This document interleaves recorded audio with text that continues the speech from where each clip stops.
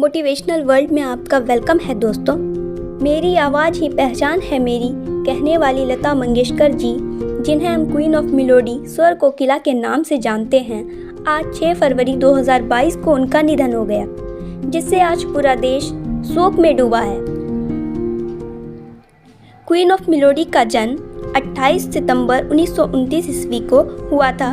उनकी मृत्यु 6 फरवरी 2022 यानी कि आज हुई है, जिससे कि पूरा देश शोक में डूबा है।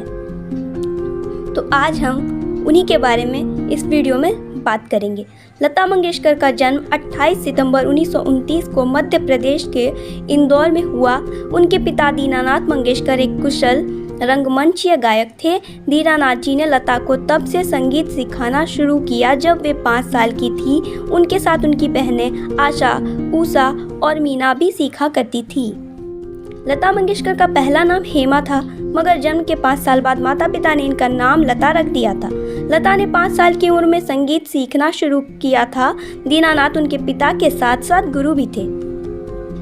लता जी जब 13 साल की थी तभी 1942 में उनके पिता का देहांत हो गया।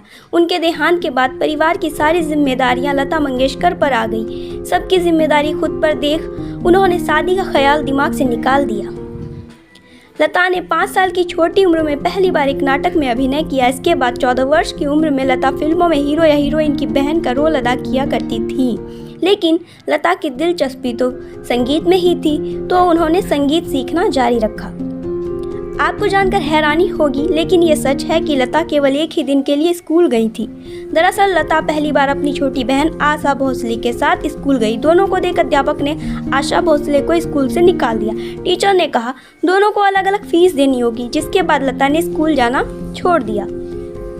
एक दिन स्कूल गई लता को न्यूयॉर्क यूनिवर्सिटी सहित 6 विश्वविद्यालयों में मानक उपाधि से नवाजा गया। जब पहली बार लता जी ने स्टेज पर गाना गाया था तो इसके लिए उन्हें 25 रुपये दिए गए थे, जिसे वह पहली कमाई के रूप में देखती हैं।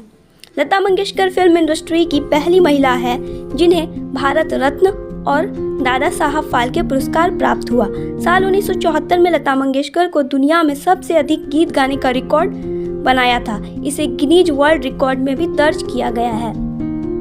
लता मंगेशकर ने 20 भाषाओं में 30,000 गाने गाए हैं। लता मंगेशकर जी को स्वर कोकिला, स्वरों की रानी, क्वीन ऑफ मेलोडी कहा जाता है।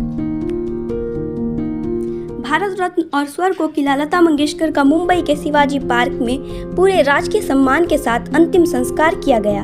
उन्हें उनके भतीजे आदिनाथ ने मुखाग्नि दी।